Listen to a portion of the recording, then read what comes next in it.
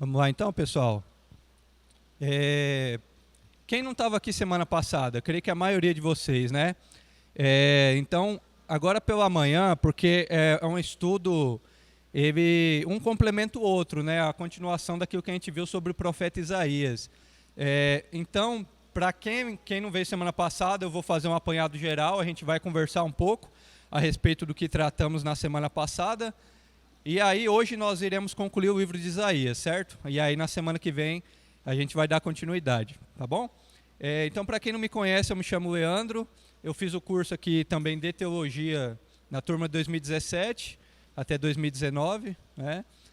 Para quem está começando agora, creio que é um curso muito bom, porque abrange, sabe, um contexto muito completo, não só da Bíblia, mas tudo que envolve, né, os ensinamentos bíblicos, e isso é muito importante para a gente poder aprender, né? Eu creio que vocês também devem estar tendo profetas menores no sábado, né, para quem faz a matéria de sábado, e também outros estudos que falam, né, do avanço da igreja aí, desde a época de Jesus, quando o Messias foi anunciado, né? E aí entra essa questão de profetas, né, dos profetas maiores. Se vocês analisarem, metade do Velho Testamento, ele é escrito por profetas, quase metade, né? Porque são 39 livros, dos 39, 17 são profetas, né? 5 profetas maiores e 12 profetas menores.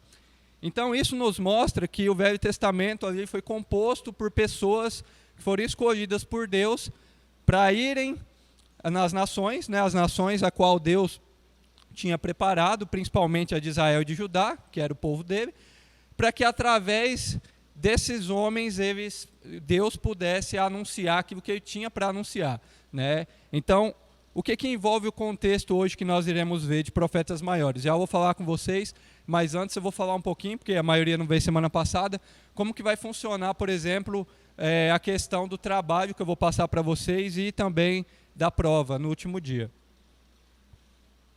Então aqui, nós iremos ter 8 encontros, o primeiro foi semana passada, né? Certo, então a partir de hoje mais 6, então. S mais 6 depois. Então tá certo. Então na última aula, pessoal, antes da última, na verdade, vocês vão fazer um trabalho e na última a gente vai ter um resumo geral para a gente poder fazer a prova, tá bom? Então vamos lá. Então vou passar um trabalho no final para vocês, vai ser em grupo, tá? Aí eu vou dar um tempo para vocês dividirem aí. Não vai ser trabalho escrito nem nada, só para vocês apresentarem aqui, mas é algo bem tranquilo também, é mais pro aprendizado de vocês, que eu creio que nós aprendemos mais quando nós estudamos a fundo, assim, pesquisando em casa, tirando um tempo para estudar, né? Porque aqui a gente faz um apanhado geral. Então vamos lá. Então, profetas maiores. Esses aqui são 5 livros que compõem os profetas maiores. Por que profetas maiores têm esse nome? Não é por algo de ser profetas que foram mais importantes que outros profetas. É simplesmente pelo tamanho da literatura dos textos, né? E pelo alcance que as profecias tiveram desses autores. Então, por exemplo, o livro de Isaías, o qual nós iremos estudar hoje, ele tem um alcance global e de um lapso temporal muito grande. O que é lapso temporal? Isaías, ele premeditou, por exemplo, a vinda do Messias, ele premeditou o juízo de Deus sobre Israel, sobre Judá, sobre Babilônia, sobre a Síria, e ele também profetizou sobre o fim dos tempos, né? Então, por isso que essa literatura que nós estudamos ali no profeta Isaías, Jeremias e Daniel também, é uma literatura que tem um alcance global, porque ele fala de uma profecia que ainda não aconteceu, que vai acontecer. Então são esses 5 livros que é o objeto do nosso estudo: Isaías, Jeremias, Lamentações, Ezequiel e Daniel, certo? O que é um profeta? Um profeta é uma pessoa escolhida por Deus para representar a voz de Deus, para ser o porta-voz de Deus, né? E Isaías, que é o que nós iremos ver hoje, foi um desses profetas.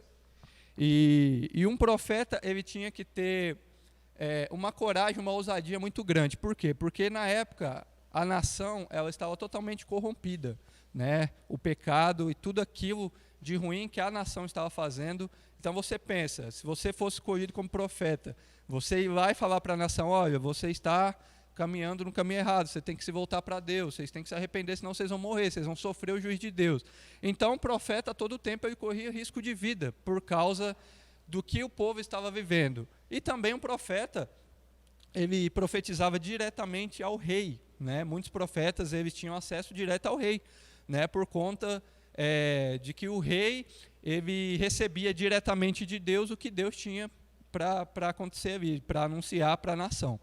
Então, Isaías, nós iremos ver, ele, de acordo com o estudo, né, da teologia, ele provém de uma família nobre, né, que é a família de Uzias. O pai dele, inclusive, era primo do rei Uzias, que o pai dele é Amós, não é o profeta Amós, mas o pai dele também se chama Amós.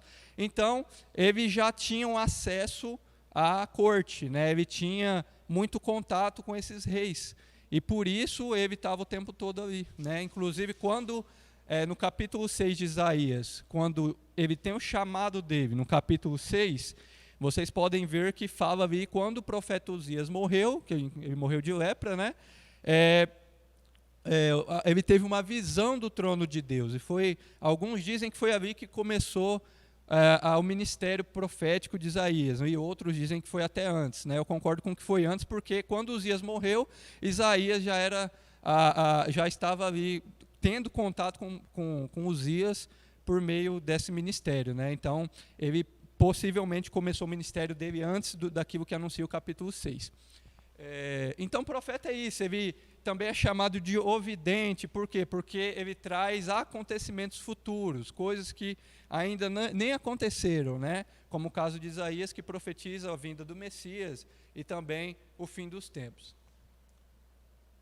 O ministério dos profetas ecoou nas mais diversas camadas sociais, né? Isso aqui inclui, porque as profecias, elas vinham para o povo, elas vinham para os reis, elas vinham também para as autoridades, para os sacerdotes, né? Então, incluía todas as camadas sociais, né? Os profetas, eles tinham esse papel importante de passar para o povo, passar para a nação tudo aquilo que Deus tinha para eles.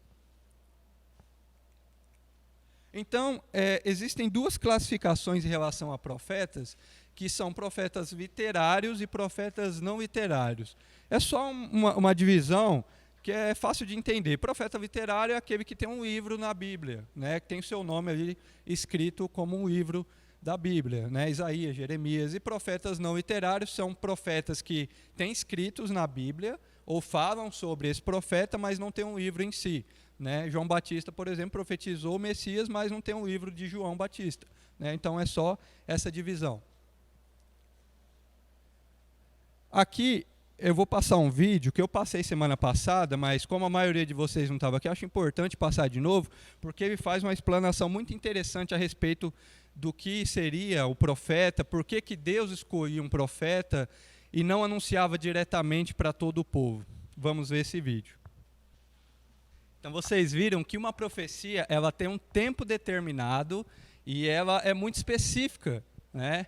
Ela tem um tempo para acontecer, de um jeito certo para acontecer e de acordo com o que Deus queria que acontecesse, né? Então, esses profetas, eles eram levantados para fazer isso, né? Para dar essa comunicação direta daquilo que Deus tinha para acontecer, para passar para o povo, né? E por que Deus não falava diretamente para o povo? Exatamente porque Deus queria que as pessoas se relacionassem entre si, né? Não ficasse algo muito Deus para o homem, mas sim através, pessoa com pessoa, né? Por isso que ele escolhia determinadas pessoas, os profetas, para que eles pudessem representar e ser a voz de Deus, porta-voz de Deus, e assim passar aquilo que Deus tinha para as nações.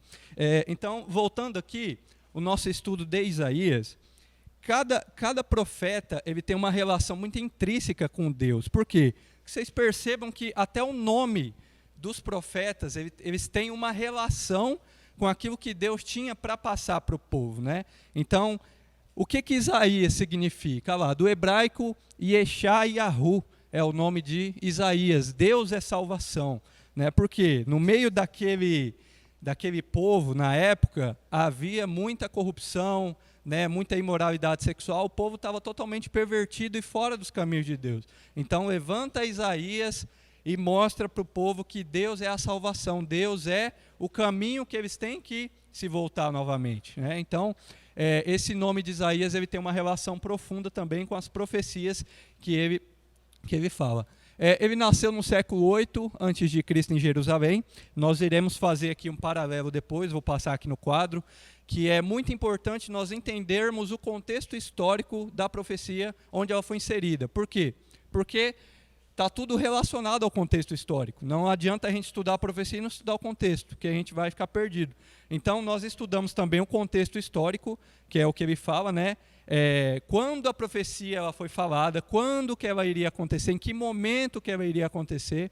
Isso casa com o contexto histórico, né? Nós iremos entender por que Isaías profetizou naquela época a vinda do Messias, 700 anos antes, ele profetizou, né, a vinda do Messias, e por que ele fala sobre o juízo das nações, principalmente de Israel e de Judá, quando eles já estavam divididos, né? Então ele inicia o ministério dele por volta de 740 e durou cerca de 64 anos. O ministério de Isaías, ele teve um período aí de 64 anos que foram seguidas por 4 reinados, e até um pouco do de Manassés, quase o 5º. Foi até Manassés que perseguiu Isaías e chegou a matar ele, que é o que a gente vai ver aqui, ó. Isaías, como eu falei no início, ele é chamado de o profeta da corte, ou profeta real. Por quê? Porque ele tinha uma ligação direta com o rei, né? E ele vem também de uma família real, né? Porque o pai dele era primo de acordo com os estudos, era primo do rei Uzias. Então, Isaías ele já estava inserido ali nesse meio, né? Na corte, ele tinha uma ligação direta com o rei, né? Tinha esse contato direto com o rei. E até que o chamado dele em Isaías 6 começa ali, quando fala, né? Quando Uzias morre, e aí ele tem uma visão. Isso nos prova que ele tinha realmente esse contato com a corte, né? E a sua visão da cruz aqui, ó, em Isaías 53, é a profecia mais detalhada sobre a morte expiatória de Jesus. Nós iremos ver que Isaías ele tem uma profundidade muito grande sobre o Messias. É o livro que mais detalha sobre a vinda de Jesus. Ele fala do nascimento de Jesus, ele fala o que Jesus iria fazer, como que ele iria ser, a característica de Jesus. Ele fala da morte, da ressurreição de Jesus, né, os lugares que Jesus ia visitar. Então, é interessante nós estudarmos aprofundadamente esse livro de Isaías, porque é um livro completo que fala sobre as profecias de Jesus, né? Sobre desde o nascimento, desde a morte e a ressurreição de Jesus. Ele é o mais teológico e extenso de todos os livros, né? Porque ele tem 66 capítulos, é o maior. Nós vamos ver que o livro de Isaías também tem uma ligação direta com a Bíblia no geral. Isso é muito importante da gente entender também. E o propósito do livro, são 3 propósitos principais do livro. O primeiro é trazer juízo sobre a nação.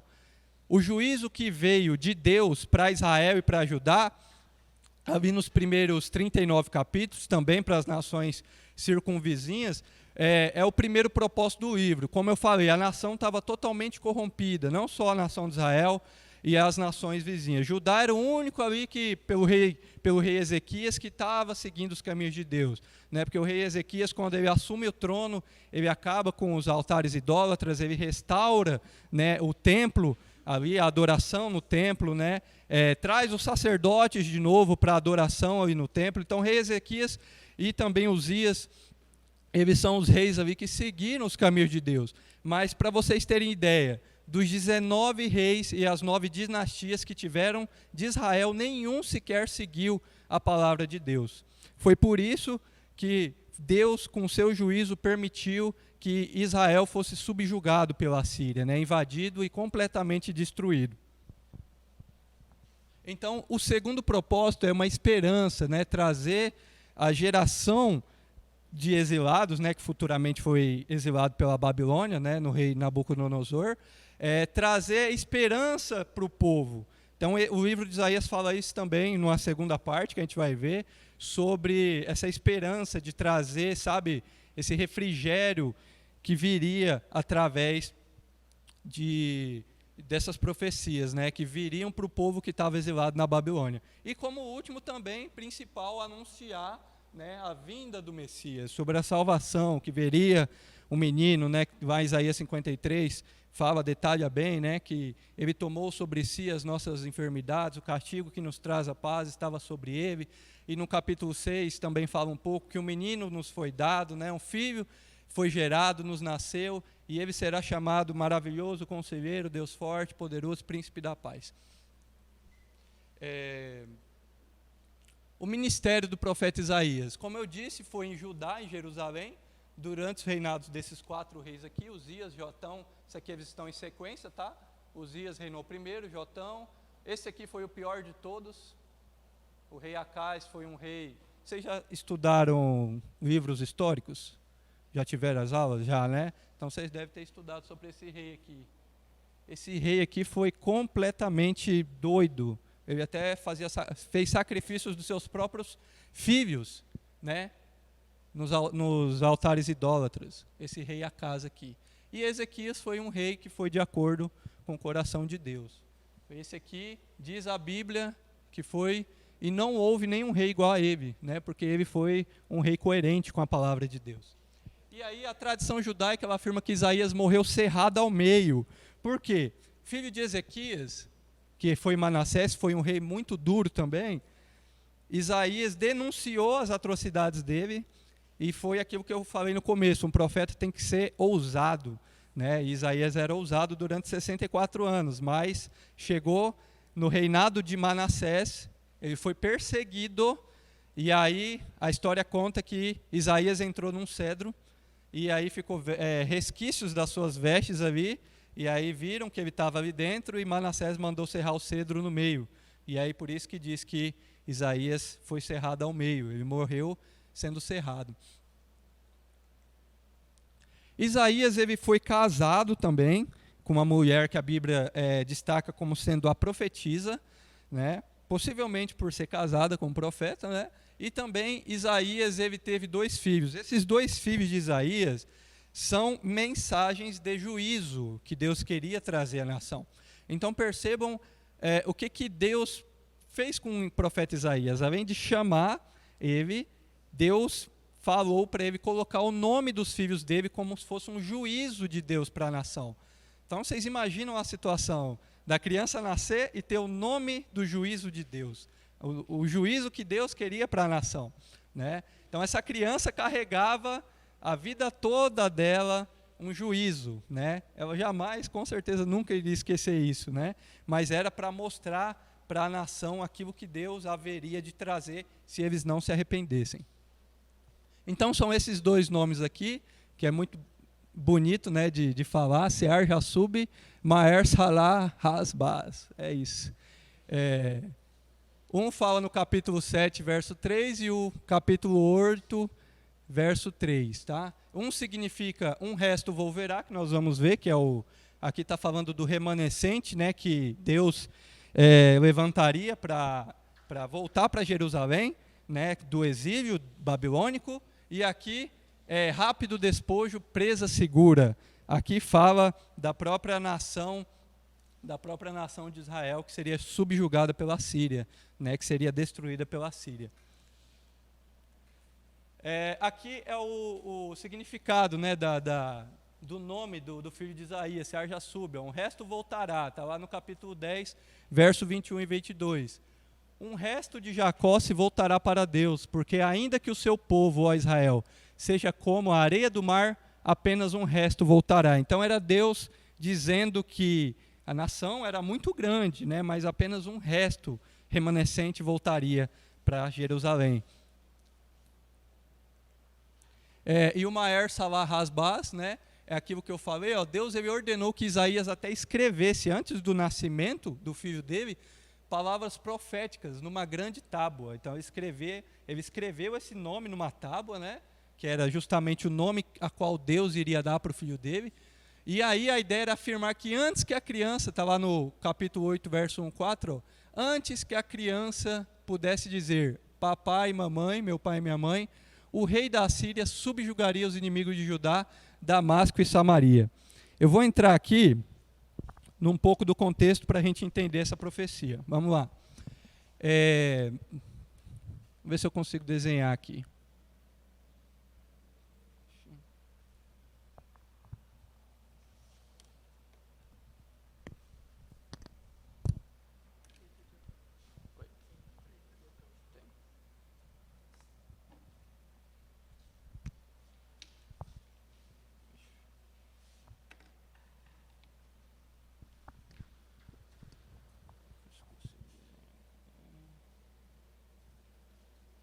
Então esse aqui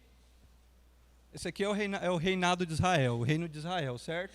Aqui ele foi dividido em dois, depois mais para frente a gente vai ver, né? Aqui o reino de Judá e aqui Israel. Então aqui era a capital Samaria e aqui Jerusalém, certo?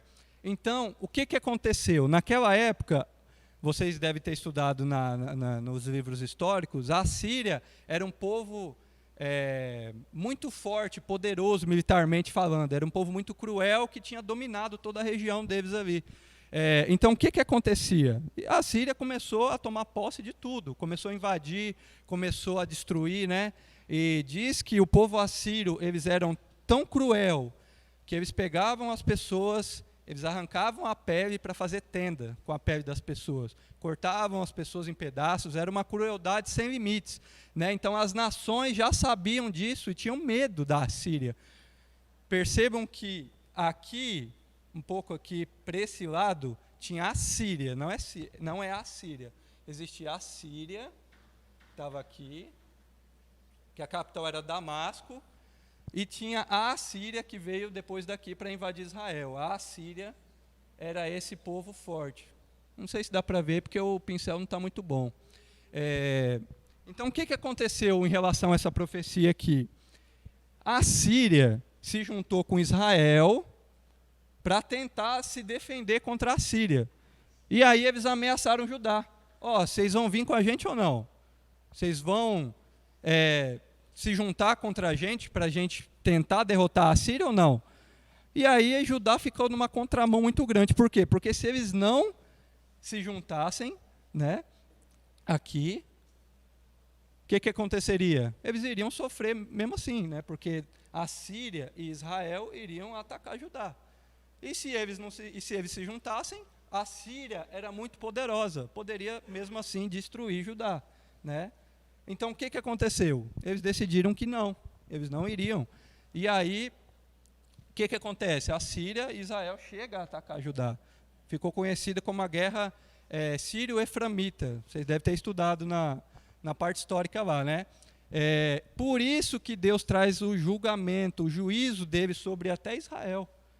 Por conta disso, porque sem permissão eles atacaram Judá, né? Então, o nome do filho de Isaías tem relação com esse contexto histórico aqui, de Deus, através da Síria, Deus usou um instrumento aqui. Nós vamos ver, através da profecia, que os povos que eram utilizados eram instrumentos de Deus, né, para que Deus pudesse trazer o juízo dele. Então, a Síria subjugaria a Síria e subjugaria Israel. Então, em 722 a.C., Israel foi completamente destruído pela Assíria, né, através desse juízo de Deus que ele trouxe pelo nome do filho dele. Então vamos lá. Então aqui foi o que eu falei um pouco, né? Aí trouxe o juízo de Deus sobre Israel e a Síria, né, que é a capital de Damasco, no rei Rezim e o rei Peca. Cadê? Deve estar por aqui. O rei da Síria capturou Damasco, levando o seu povo exílio, e matou o rei Sírio Rezim, né, e também o rei Peca, aqui, que era o rei na época de Israel. Tá? Então vamos lá. O livro de Isaías é o mais messiânico de todos os livros do Antigo Testamento. No Novo Testamento, pessoal, há mais de 400 citações do livro de Isaías.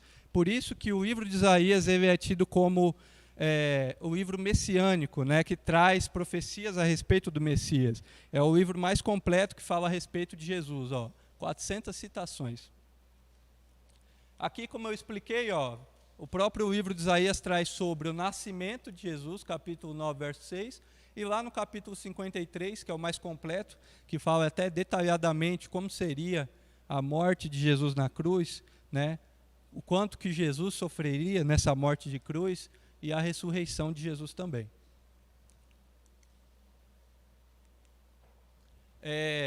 Vamos entrar num contexto que é bem legal para a gente aprender também, que é sobre o livro em si de Isaías.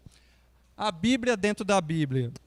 Por que diz que Isaías ele é o livro dentro da Bíblia? Quantos capítulos tem a Bíblia? Quantos?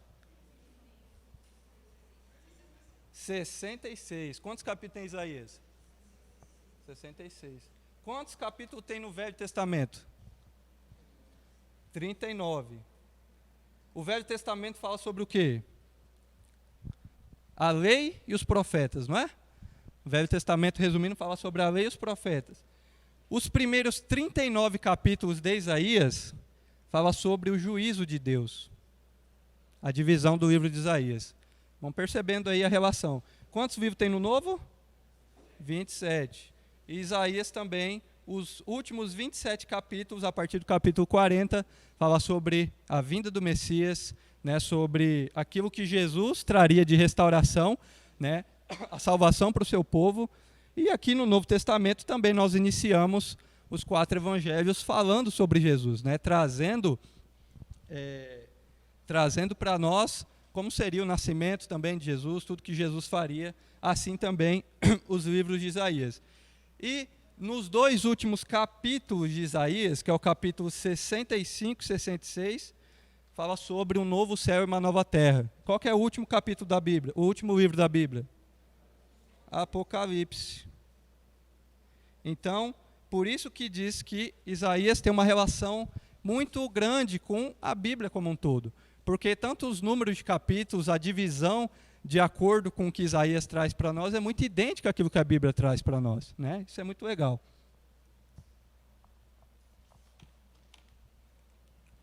Então aqui, como eu falei, 39, né? Capítulos, e a segunda parte 27. Aqui, deixa eu fechar para ver se vocês conseguem ver. Você fecha a cortina ali para mim? Vocês conseguem ver aí? Tá.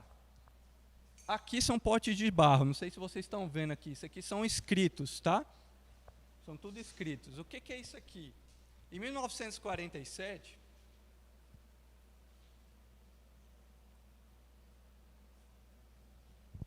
aconteceu algo bem legal na história, né? Em 1947, tinha um garotinho, rabino, eu esqueci a origem dele agora, mas no deserto lá, ele estava cuidando das ovelhas, das cabras deles ali, né? E ele notou que uma tinha se perdido, né? Ali no deserto ali da Judéia. O que aconteceu? Ele foi atrás dessa cabrinha dele, né? E aí achou uma caverna ali. E nessa caverna, ele estava muito escuro, né? E ele, com medo de entrar, ele começou a pegar pedra e jogar dentro da caverna para ver se a cabra estava lá ou tinha algum bicho, né? E aí, quando ele foi jogar uma pedra, ele ouviu um barulho de jarros quebrando, né? E aí ele ficou curioso, né? Toda criança fica curiosa, né? E aí ele ficou curioso e foi entrar lá, e esse menino, nada mais, nada menos, teve uma das maiores descobertas da história, que foi os achados do Mar Morto, né? Esses achados aqui, isso aqui é verídico, em 1947, que foi intitulado assim, né, em Qumran, que é a região que foi achado lá, na região da Judéia, esses achados continham escritos da Bíblia, né, vários contidos históricos da Bíblia. E o que foi mais preservado, esses escritos aqui, o que acharam mais bonitinho, sem nenhuma perda, foram qual? Foram os livros de Isaías, os escritos do profeta Isaías. Então, tudo que traz ali a respeito de Jesus, né, foram 7, se eu não me engano, 7 pergaminhos desse que eles encontraram, né, a maioria continha a respeito daquilo que o profeta Isaías tinha escrevido, em 1947. E o que isso... Pode abrir a cortina. O que isso nos mostra? Deus ele tem um tempo determinado para tudo, né? E aí é interessante a gente ver que tem um verso que Isaías nos traz, que é esse aqui, ó. Isaías 47, 8. Seca-se a erva, cai a flor, soprando nela o Espírito do Senhor. Seca-se a erva e cai a flor, porém a palavra de nosso Deus subsiste eternamente. Então, essa profecia aqui nos traz que Deus, ele sempre vai cumprir aquilo que ele traz para nós, né? Então, olha, percebam, recentemente isso aqui, ó, 1947, né? Tem menos de 100 anos. Isso aqui, ó, foi uma data muito importante desses achados arqueológicos aqui, escritos a respeito do Messias, né? Isso prova cada vez mais a nossa fé, que realmente Jesus existiu, que Jesus esteve na Terra, né? Então, é isso que eu sempre falo, a importância da gente estudar a Bíblia e fazer um curso desse aqui, para que a nossa fé seja fortalecida, né? E quando alguém confrontar a gente, Jesus não existe, a gente mostra isso aqui para eles. O contexto histórico eu trouxe um pouco aqui, que a gente vai ver também, né, que o reinado de Israel ele começou com Saul. O povo estava insatisfeito, pediu um rei, veio Saul, depois veio Davi e veio Salomão. Cada um reinou 40 anos, tanto Saul quanto Salomão quanto Davi. Depois do reinado de Salomão, o que aconteceu?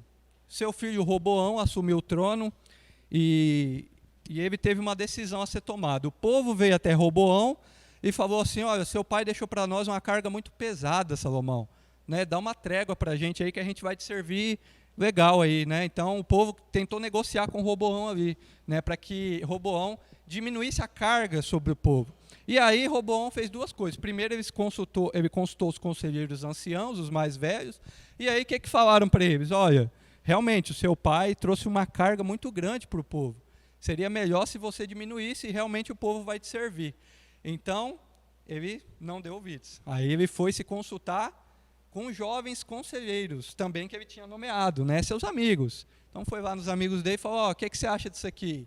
Os amigos dele falaram algo totalmente contrário àquilo que os anciãos tinham falado para ele. Ele falou: que nada, você tem aqui impor seu poder ainda mais, você tem que trazer mais peso sobre o povo. Adivinha quem que eles deu ouvido? Eles deram ouvido, o Roboão deu ouvido para os seus amigos. E foi aí que aconteceu uma tragédia, a maior tragédia. Que tragédia foi essa? A divisão do reino. As 12 tribos estavam aqui. O que aconteceu depois disso? Ficou dividido em Judá e Israel, né? Então Jeroboão assumiu Israel, que era o outro filho de Salomão, e Roboão só ficou com Judá. Tudo por conta de seguir um mau conselho. Porque ele seguiu um mau conselho. Seguiu o conselho das pessoas erradas. Se ele tivesse seguido o conselho dos anciãos, ele não tinha dividido o reino. O reino foi dividido porque ele ouviu um conselho errado. Ouviu as pessoas erradas, né? E aí aconteceu isso aqui. Então ficou dessa forma aqui, ó. Israel, capital Samaria, 10 tribos aqui, e apenas 2 tribos aqui. Roboão ficou governando Judá, capital Jerusalém, né? Aqui já estava o templo, Salomão construiu o templo aqui, né? E Israel, capital Samaria, Jeroboão governando Israel. Aí ficou dividido dessa forma aqui, essas 10 tribos e essas 2 tribos para cá, né? Ficou dividido em 2 reinos. Aqui é um pouco da Síria, que também entra no contexto histórico para a gente aprender. A Síria, ela não era só militarmente uma potência, ela era também, falando aqui em economia, era muito forte também. Essa daqui é a cidade de Nínive, que é a capital da Síria, né? A mais recente. A primeira foi Assur. Foi o primeiro rei da Síria, foi Assur. Tem uma cidade, inclusive, com o nome dele. Depois, quando Senaqueribe, um pouco antes de Senaqueribe, Nínive se tornou a capital da Síria, né? Então, olha só como que era Nínive. Tinha essas águas aqui, ó, em volta, essas torres fortes construídas aqui, ó, né? Então era uma construção muito bonita para a época, né? Se a gente pegar a foto assim, ela era muito bonita e a economia da Síria ela era muito forte, né? Por isso até que eles tinham uma força bélica muito grande. Então aqui, ó, ocorreu no governo de Assurbanipal a queda, né, da Assíria. Também Deus traz juízo sobre a Assíria, né? Ele não traz juízo só sobre a sua nação, mas também as nações vizinhas que não seguiam a Deus, que não seguiam o que Deus queria e faziam atrocidades como a Assíria, né? E ela também foi subjugada. Mas aqui, da onde que a gente tira isso aqui na Bíblia? O que a gente conhece isso aqui? Jonas, não é? Jonas era para ter sido, foi mandado para cá. Por que Jonas não queria vir para cá? O que vocês acham? Medo. O povo era cruel, gente. Por isso que Jonas correu para o outro lado.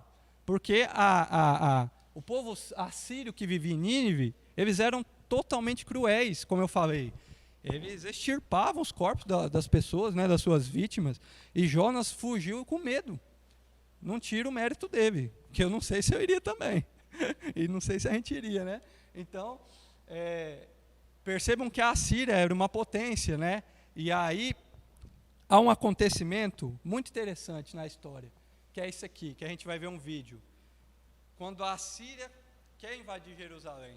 A Assíria, ela, com a sua soberba, chega lá na porta, né? A gente vai ver o vídeo, e afronta diretamente a Deus. Você acha que o seu Deus vai proteger vocês? Né? E aí acontece isso aí. Vamos ver o vídeo. Aqueribe da Assíria que tentou desafiar a Deus. Naquela noite, um anjo só matou 185 mil soldados, né? E quando eles acordaram, só tinham os cadáveres. Então isso prova como que Deus protegeu o seu povo ali naquele momento, né? Porque o rei Ezequias, ele era um rei segundo o coração de Deus, né? Depois que Israel foi totalmente destruído pela Síria, Judá ainda permaneceu mais de 200 anos, né, existindo, só que aí depois veio a Babilônia e destruiu também Judá. Aqui só um pouco da história, passando rapidamente, né, que eu falei um pouco da Síria, né, o rei Assur, ele era filho de Sem. Da onde que veio, né, a Síria? Ela vem lá já dos semitas, né, dos filhos de Sem e neto de Noé. Fundou há 3.000 anos antes de Cristo Assur, que foi a primeira capital da Síria, e depois foi quando se tornou Nínive, né? E aí a localização ali, ó, atualmente é onde fica aqui, ó, Bagdá, capital do Iraque. A Síria e Israel, como eu falei no início lá, né, ela destruiu totalmente Israel e também até a Síria, né, a Damasco, capital da Síria. E aí mais tarde invadem e destrói completamente Israel, quando já havia essa divisão aqui. Agora nós iremos entrar já no contexto profético dos livros, né, de Isaías. O capítulo 1, ele começa a deflagrar ali como que a nação estava vivendo, né? Já ali no capítulo 1 já se inicia Deus falando a respeito da nação. Ó, nação pecadora, né? Vocês se esqueceram dos meus preceitos, vocês se esqueceram de tudo aquilo que da onde eu tirei vocês, né? De tudo aquilo que eu dei para vocês. E aí começa a narrativa do jugo de Deus sobre a nação. Por quê? Porque todas as classes da época estavam corrompidas, desde o rei, sacerdotes, o povo, né? Todos que faziam parte ali da nação estavam corrompidos, né? Falsos profetas buscavam agradar homens, não seguiam mais aquilo que Deus tinha dado para eles, né? Então, estava esse contexto aqui do capítulo 1. Aí aqui é o versículo, Isaías 1,4. Ai, nação pecadora, povo carregado de iniquidade, descendência de malfeitores, filhos corruptores, deixaram ao Senhor, blasfemaram o Santo de Israel, voltaram para trás. No capítulo 6, já traz a visão, né, que Isaías tem. Essa visão ela está relacionada ao chamado dele, né? É interessante a gente ver o capítulo, porque ela fala que ele teve uma visão do trono de Deus, do altar de Deus, anjos com 6 asas, né, cobrindo o rosto, né, e cantavam santo, santo, santo é o Senhor. E aí Isaías falou, ai de mim, que sou pecador, né, ele ficou com medo, porque ele estava ali no meio daquela visão, juntamente com Deus, né, o próprio Deus. E aí essa visão aqui, ó, o anjo vem, um serafim, a Bíblia fala, um serafim vem, toca os lábios de Isaías e purifica com essa brasa viva. Fala, agora sim você está purificado, né? E aí Deus fala, a quem enviarei as nações? E aí Isaías fala, eis-me aqui, envia-me a mim. E aí Isaías começa a exercer o ministério profético dele, né? Isaías era um profeta intelectualmente muito preparado. Dizem estudiosos que Isaías era tão preparado assim que comparam os escritos dele com os escritos de Lucas, né? Lucas escreveu Lucas e Atos, né? E comparam com a grafia hebraica perfeita, né? A escrita de Isaías. Então Isaías ele era um cara intelectualmente para a época avançado também, estudioso, né? Um profeta estudioso, até, né, com relação porque ele era parente, né? O pai dele era parente do rei Uzias, que é o que dizem, né? Então pode ser por isso que ele já tinha um estudo ali dentro do próprio palácio, né? E foi através disso, eu creio que até por isso que Deus chamou ele, tirou ele dali, né, de onde ele estava inserido, porque ele já tinha acesso aos reis, né? Isso facilitava a profecia chegar até o rei. Então Isaías ele tinha uma escrita, né? E aí comparam a escrita com a de Lucas.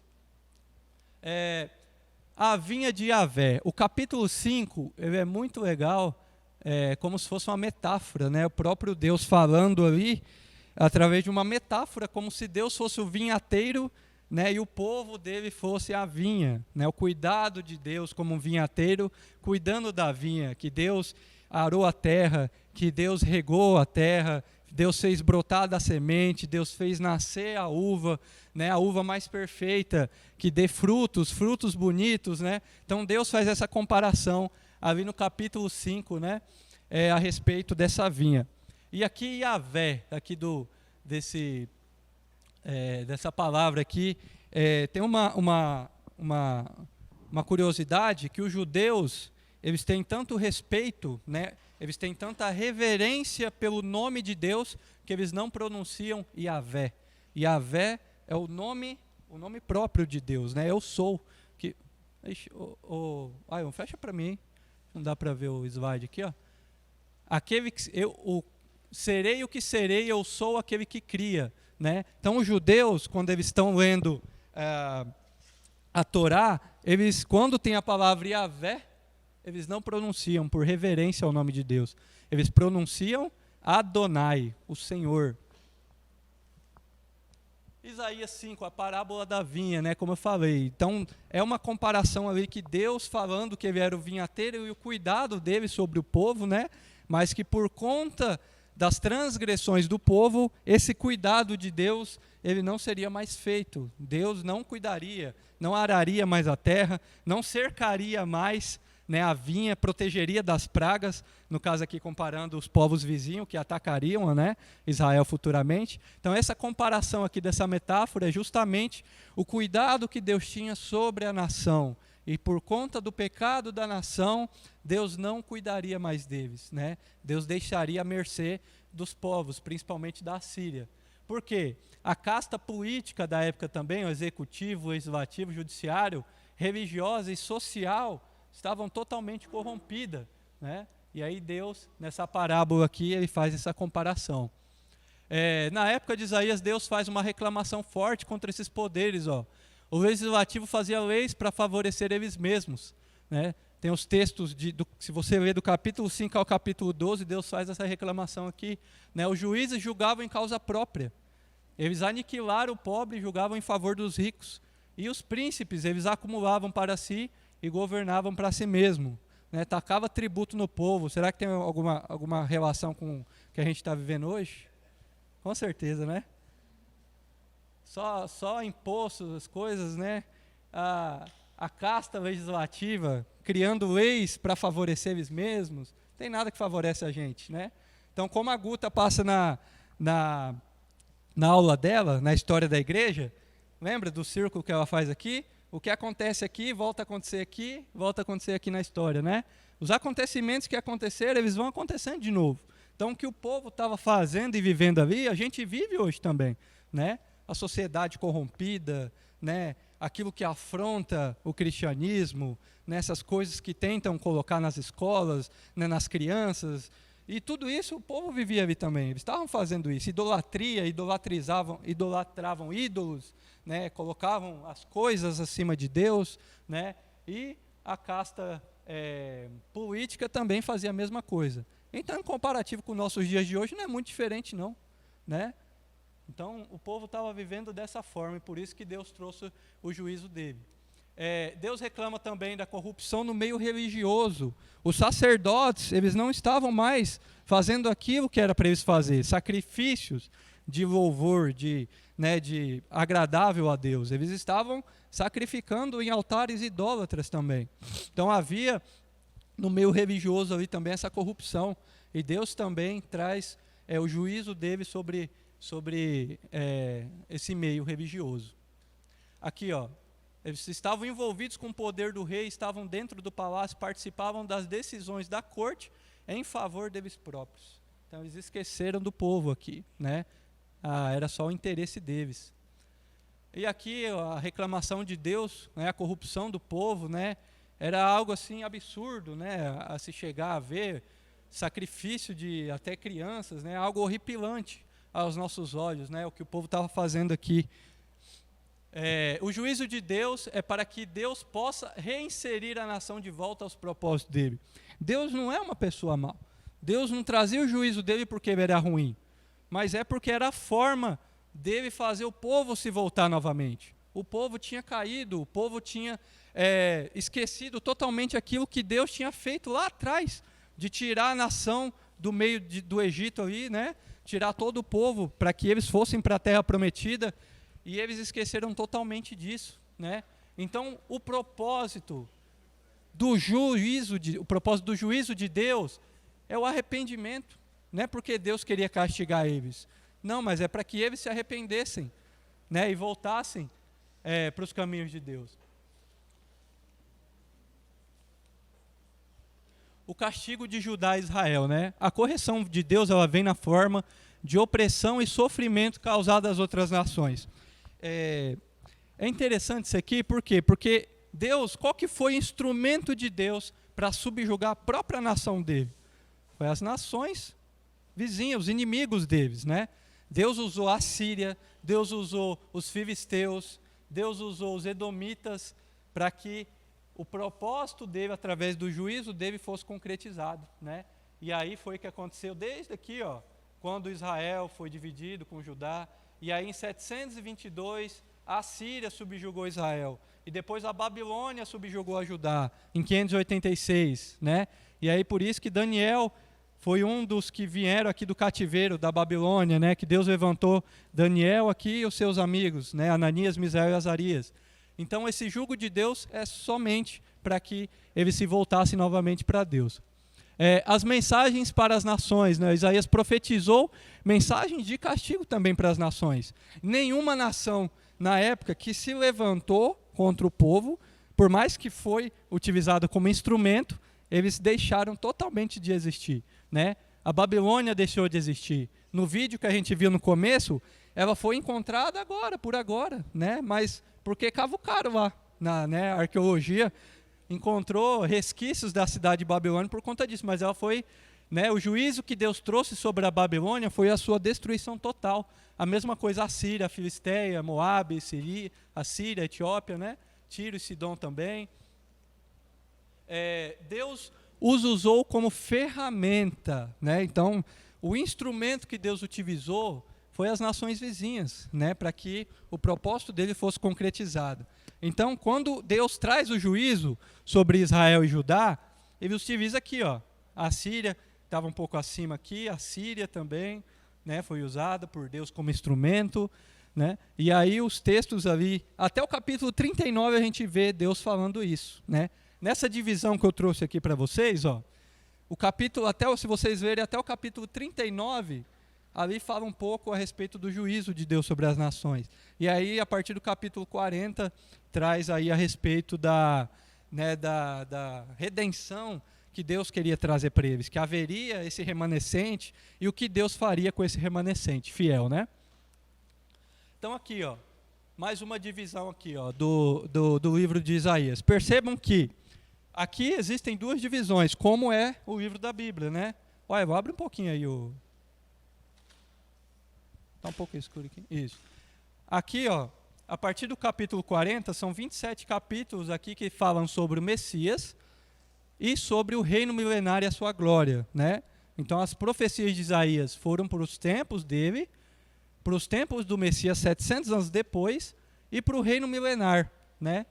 O que Apocalipse traz também a respeito do novo céu e nova terra. Então, aqui, ó, as promessas do retorno e consolo. A primeira parte dos 39 capítulos fala sobre isso, né, o juízo de Deus. Aí aqui fala sobre as profecias messiânicas, né, mais de 400 citações no Novo Testamento sobre as profecias messiânicas a respeito de Jesus. E também o reino milenar.